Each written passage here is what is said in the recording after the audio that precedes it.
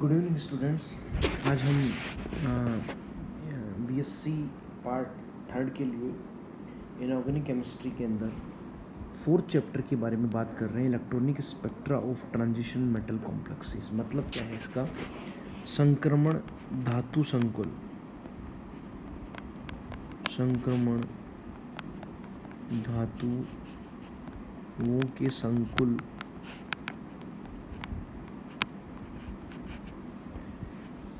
के electronic spectra.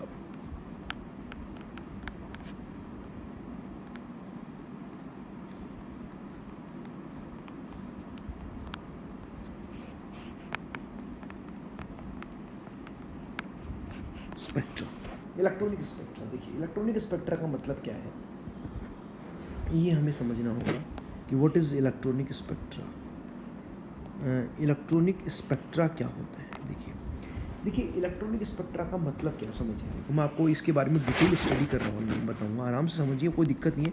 ध्यान रखना, अगर आपको क्लास में ये चीज़ें समझ में आ जाती हैं तो आपको क्वेश्चन में कहीं कोई दिक्कत नहीं होगी। समझिए किस तरीके से। देखिए अभी मैं लेवल्स की बात नहीं करता हूँ, मैं सिंपल ऊर्जा स्तर की बात कर रहा हूँ। ध्यान देंगे सब लोग। मैंने अभी तक ये नहीं कहा है कि ऊर्जा स्तर कौन से हैं, ये इलेक्ट्रॉनिक ऊर्जा स्तर हैं कि ये कंपन ऊर्जा स्तर हैं कि ये घूर्णन ऊर्जा स्तर है, रोटेशनल एनर्जी लेवल है। सिंपल सी बात है कि ये इधर एनर्जी लेवल है, मतलब ये लोअर एनर्जी है, निम्न ऊर्जा स्तर वाला है। बिल्कुल आप बिल्कुल डिटेल में, मैं पूरा चैप्टर आपको अपन पढ़ेंगे आराम से, कोई जल्दी नहीं है। और ये है उच्च ऊर्जा स्तर, ये उच्च ऊर्जा स्तर है। तो कोई भी इलेक्ट्रॉन जब निम्न से उच्च ऊर्जा स्तर में जाएगा तो देखिए हमेशा कोई भी इलेक्ट्रॉन, आपको पता है थर्मोडायनेमिक्स में अपन पढ़ते हैं कि कोई भी जो ऑब्जेक्ट है या कोई भी वस्तु है या कोई भी पदार्थ है वो निम्न ऊर्जा स्तर में रहना चाहता है, क्योंकि जितनी ऊर्जा उसकी कम होगी उसका स्थायित्व उतना ही ज़्यादा होगा, उसका स्थायित्व उतना ही ज़्यादा होगा। लेकिन अगर वो उसको उच्च ऊर्जा स्तर में भेजेंगे तो अपने को एनर्जी देनी पड़ेगी। जैसे मान लीजिए कि इस स्तर की एनर्जी E1 थी, इस स्तर की एनर्जी E2 थी, तो इस इलेक्ट्रॉन को निम्न ऊर्जा स्तर से उच्च ऊर्जा स्तर में जाने पे जो एनर्जी चाहिएगी वो एनर्जी क्या हो जाएगी? इन दोनों ऊर्जा स्तरों का difference which is equal to E2 minus E1। इन दोनों ऊर्जा स्तरों का जो डिफरेंस है, एनर्जी डिफरेंस है, वो क्या होगा? डेल्टा E होगा। ओके, क्लियर है सब लोगों को? इस तरीके से हम कह सकते हैं कि दोनों ऊर्जा स्तरों के बीच का जो डिफरेंस है वो क्या कहलाएगा? यहाँ पे ऊर्जा, जो ऊर्जा होगी वो इसको चाहिएगी, इस इलेक्ट्रॉन को। तो इस ऊर्जा को क्या कहेंगे अपन? अवशोषण कहेंगे। क्या कहेंगे इसको? अवशोषण कहेंगे। क्यों? क्योंकि इसने ऊर्जा का अवशोषण किया है।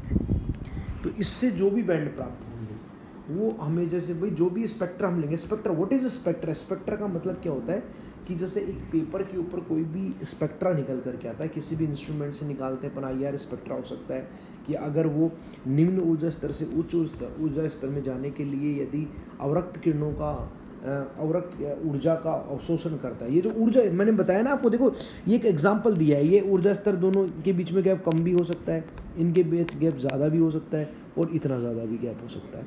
तो जितना ज़्यादा डिफरेंस होगा वो उतनी ही ज़्यादा एनर्जी को एब्जॉर्ब करेगा। और आपको पता है कि जैसे जैसे हायर एनर्जी की जो पैकेट्स होते हैं, देखो ये भी आप ध्यान में रखना कि ये आपको क्वांटम केमिस्ट्री में पढ़ने को मिला होगा कि कोई भी एनर्जी लेवल जो होते हैं वो सब क्वांटाइज्ड फॉर्म में होते हैं। क्वांटाइज्ड फॉर्म का मतलब ये होता है कि किन्हीं भी दो ऊर्जा स्तरों के बीच की जो ऊर्जा अंतराल होता है वो फिक्स्ड होता है, पैकेट होता है। ऐसा नहीं है कि कितना भी एनर्जी के बीच का गैप होगा, मतलब ऐसा नहीं है कि पहले और दूसरे के बीच में एनर्जी गैप अलग टाइप का है और दूसरे के बीच में। फोटोन की नंबर ऑफ फोटोन्स की तुलना अलग अलग हो सकती है, बाकी क्या नाम है, एनर्जी गैप क्वांटाइज। तो दोनों ऊर्जा स्तरों के बीच का जो गैप होता है वो फिक्स्ड होता है, वो क्वांटाइज्ड फॉर्म में एनर्जी होती है। तो क्वांटाइज्ड फॉर्म में एनर्जी होने की वजह से क्या होता है कि अगर कम इनके बीच का गैप कम होगा तो आपको इस अवशोषण कराने के लिए कम ऊर्जा का फोटोन चाहिएगा। गैप यदि ज़्यादा होगा तो इनको अवशोषण कराने के लिए ज़्यादा ऊर्जा का फोटोन चाहिएगा, और भी ज़्यादा होगा तो इसको ज़्यादा ऊर्जा का फोटोन चाहिए होगा। अब आपको पता होना चाहिए कि ऊर्जा का फोटोन, आपको पता है कि जैसे इधर से हम चलते हैं, मैं कह रहा हूँ कि एनर्जी बढ़ रही है, तो अपन जैसे कहते हैं कि सबसे कम सूक्ष्म तरंगें होती हैं जिनकी एनर्जी सबसे कम होती है, सूक्ष्म तरंगें।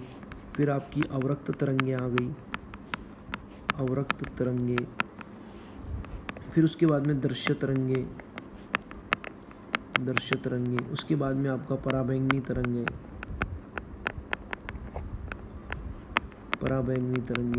और उसके बाद में आपका पराबैंगनी तरंगे के बाद में मास, एक्सरेज, एक्स किरणें, कॉस्मिक किरणें, इस तरीके से। तो ये पूरा एक एनर्जी इलेक्ट्रोमैग्नेटिक स्पेक्ट्रम है। तो उस जो इन दो एनर्जी के मैंने बता रहा हूँ कि इनके बीच में जितना गैप होगा, जैसे कम होगा या ज़्यादा होगा या और भी ज़्यादा होगा, तो इनके बीच का जो गैप इसमें कम है, इसमें ज़्यादा है। तो अगर कम एनर्जी का फोटोन, यहाँ पे इस अवशोषण के लिए इस इलेक्ट्रॉन को निम्न ऊर्जा स्तर से उच्च ऊर्जा स्तर में जाने के लिए कम एनर्जी का फोटोन चाहिए, इसको थोड़ा ज़्यादा चाहिए और इसको सबसे ज़्यादा चाहिए। तो इसी तरीके से ये इसकी एनर्जी कम है, इसकी एनर्जी ज़्यादा है, फिर इसकी ज़्यादा है, फिर इसकी ज़्यादा है और फिर इसकी ज़्यादा है। तो जितना जिस ऊर्जा का फोटोन चाहिए होता है वो अलग अलग टाइप से ले लेगा। जैसे कम का है तो ये सूक्ष्म का या वृत्त का ले सकता है, ये थोड़ा ज़्यादा का है तो ये दृश्य का ले सकता है, ये और भी ज़्यादा का है तो पराबैंगनी का ले सकता है। इसलिए मैं कह सकता हूँ कि जैसे जैसे अपन हायर एनर्जी लेवल्स में जाएंगे, अगर उनके बीच का गैप ज़्यादा है तो आपको ज़्यादा एनर्जी का अवशोषण करना पड़ेगा। अब देखिए, एनर्जी का अवशोषण करने का मतलब क्या हुआ कि ये जो डिफरेंस है डेल्टा ई, ये कितना होगा, E2 माइनस E1। कौन सा, ये उच्च ऊर्जा स्तर और निम्न ऊर्जा स्तर, इन दोनों के बीच का जो गैप है delta E, E2 minus E1। अब क्या होगा कि ये जो है, इसको मैं कह सकता हूँ कि ये जो डिफरेंस है वो किसके बराबर होगा, फोटोन के बराबर होगा। अब इस फोटोन की एनर्जी कम भी हो सकती है और फोटोन की एनर्जी ज़्यादा भी हो सकता है। फिर आपको पता है कि delta E is equal to h nu हो गया। यहाँ पे एच क्या है, प्लांक स्थिरांक, न्यू क्या है, उसकी आवृत्ति। तो न्यू का बराबर क्या लिख सकते हैं, सी अपॉन लैम्डा, तो एस सी अपॉन लैम्डा भी हो सकता है इस तरीके से। या मैं कह दूँ कि एस सी अपॉन लैम्डा को अपन ये भी लिख सकते हैं एच सी न्यू बार, इस तरीके से। तो इस तरीके से हम कहीं, क्योंकि आपको पता है 1 अपॉन लैम्डा को अपन किससे बार प्रेजेंट करते हैं, न्यू बार से, जिसको अपन कहते हैं तरंग संख्या। ये क्या है, तरंग संख्या, जबकि लैम्डा क्या होती है, तरंग दैर्ध्य। ये सब एक दूसरे में रिलेशन है, ध्यान रखना। अब देखो ई, न्यू क्या है, आवृत्ति, न्यू क्या है, आवृत्ति। तो मैं कह सकता हूँ E is directly proportional to nu is inversely proportional to lambda and directly proportional to तरंग संख्या। मतलब ऊर्जा आवृत्ति के समानुपाती होती है, लैम्डा के मतलब तरंग दैर्ध्य के व्युत्क्रमानुपाती होती है और तरंग संख्या के समानुपाती होती है।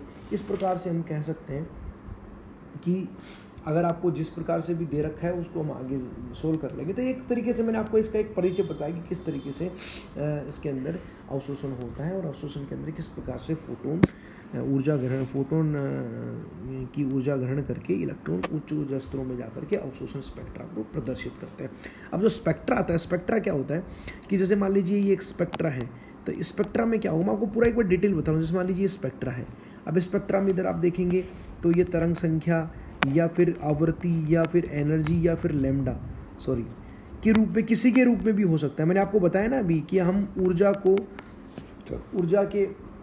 ऊर्जा से आप क्या निकाल सकते हैं, आवृत्ति भी निकाल सकते हैं। ऊर्जा से आप, स्पेक्ट्रा एक तरीके का एक प्रिंट है।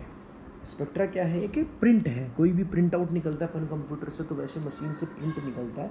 अब वो जो इंस्ट्रूमेंट है वो उसको किस टाइप की उस फोटोन की ऊर्जा तक को वो नाप सकता है, उसके ऊपर डिपेंड करता है। अगर आप IR स्पेक्ट्रा निकालेंगे तो आपको IR के लिए एक पर्टिकुलर इंस्ट्रूमेंट आता है, UV स्पेक्ट्रा के लिए अलग इंस्ट्रूमेंट आता है।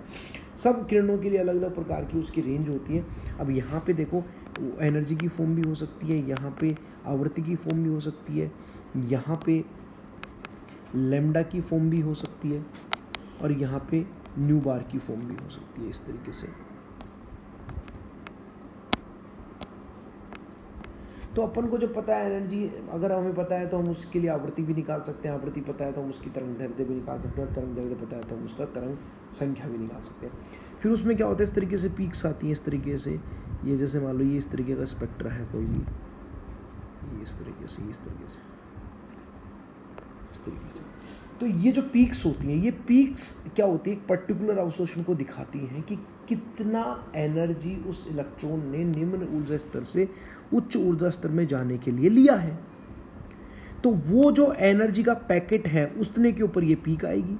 जितनी लंबी पीक होगी उसके बहुत सारे मायने होते हैं, जितनी छोटी पीक होगी, पीक के लिए कई प्रकार की चीज़ें कि उसकी लंबाई एक अलग बात को प्रदर्शित करती है, उसकी शार्पनेस, उसका तीखापन। जैसे एक तो पीक यूँ आ रही है और एक पीक आपकी यूँ आ रही है, तो ये नुकीली पीक है, ये ब्रॉड पीक है, ये चौड़ी पीक है, तो इसका भी एक अलग अलग प्रकार के ये सब चीज़ें आप आगे क्लासों में जाकर के पढ़ेंगे पोस्ट ग्रेजुएट वगैरह में, किस प्रकार से अपन ब्रॉडनिंग इफेक्ट होता है, किस प्रकार से चौड़ाई होती है इसकी, ये सारी चीज़ें अपन तो अभी तो कहने का मतलब ये है कि ये पीक जहाँ पे आ रही है उस एनर्जी का फोटोन उस इलेक्ट्रॉन ने निम्न ऊर्जा स्तर से उच्च ऊर्जा स्तर में जाने के लिए अवशोषित किया है, और इस स्पेक्ट्रा से हम ये पता लगा लेते हैं, एक तरीके की सूचना देने के लिए होता है, इससे हम ये पता लगा सकते हैं कि किस प्रकार से इलेक्ट्रॉनों का अवशोषण निम्न ऊर्जा स्तर से उच्च ऊर्जा स्तर में होता है। अब इसी प्रकार से देखिए कि ये एक इलेक्ट्रॉन जो है ये निम्न ऊर्जा स्तर E1 से लेकर के E2 में चला गया, अब यहाँ से चला गया, उसके बाद में अगर वो वापस E2 से E1 में लौटता है तो चूंकि आपको पता है कि वो उच्च ऊर्जा स्तर से ये हाई एनर्जी लेवल है और ये लोअर एनर्जी लेवल है, तो उच्च ऊर्जा स्तर से जब निम्न ऊर्जा स्तर में आएगा तो वो इलेक्ट्रॉन क्या करेगा, ऊर्जा को रिलीज करेगा। क्या करेगा, वो ऊर्जा को रिलीज करेगा। तो ऊर्जा को रिलीज करने की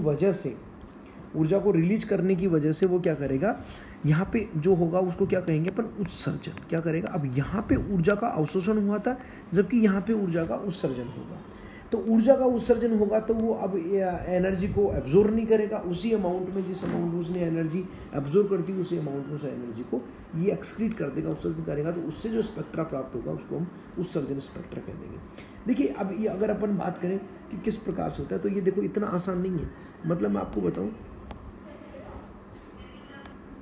ये देखिए जैसे मान लो दो ये इलेक्ट्रॉनिक ऊर्जा स्तर है, कौन सी ऊर्जा स्तर है, इलेक्ट्रॉनिक ऊर्जा स्तर।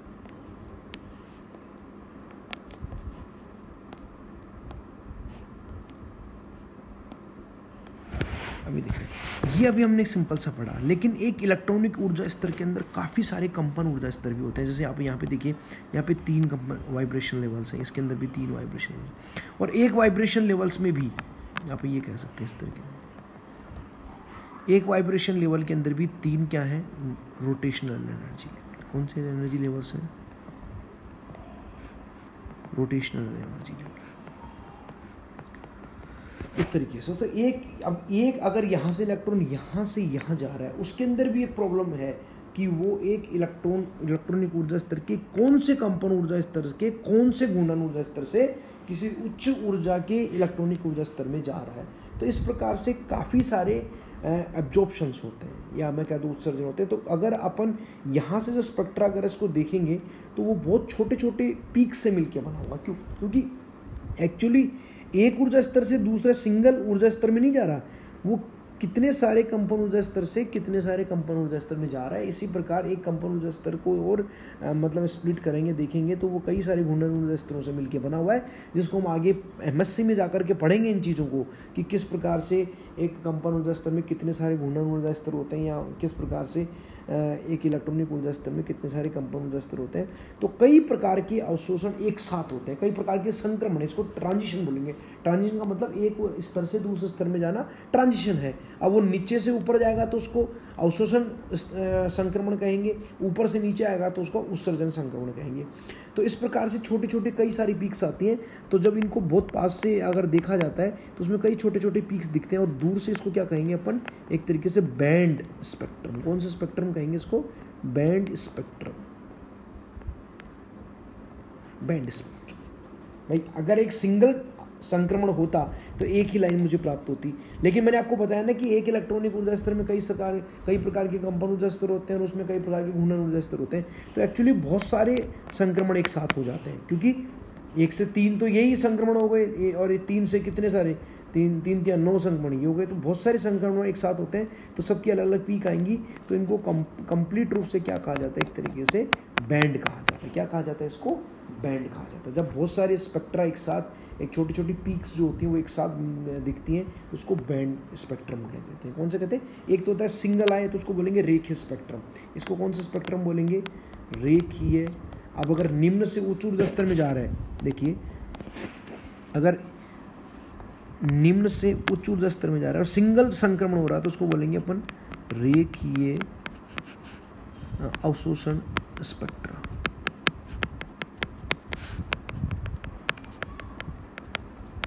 और अगर बहुत सारे स्पेक्ट्रा साथ हो रहे हैं तो उसको क्या बोल देंगे अपन, बैंड अवशोषण स्पेक्ट्रा। इसी प्रकार से अगर नीचे से ऊपर आता है तो उसको बोल देंगे रेखीय उत्सर्जन स्पेक्ट्रम। और बहुत सारे एक साथ ट्रांजिट संक्रमण हो रहे हैं, जैसे उसको बोल देंगे रेखीय उत्सर्जन स्पेक्ट्रम, और इसको बोल देंगे बैंड उत्सर्जन स्पेक्ट्रम। इस तरीके से हम ये देख सकते हैं। और अब हम आगे हम इसके बारे में डिटेल में बात करेंगे कि कितने प्रकार के संक्रमण होते हैं। इलेक्ट्रॉनिक है, आवेश स्थानांतर स्पेक्ट्रा है, मैं कह दूँ कि जो अणुओं के अंदर स्पेक्ट्रम होते हैं, जैसे sigma to sigma, pi to pi, या मैं कह दूँ n to sigma, n to pi, इस तरह के काफ़ी सारे स्पेक्ट्रम, और उनके बाद में हम इनकी बात करेंगे। Thank you.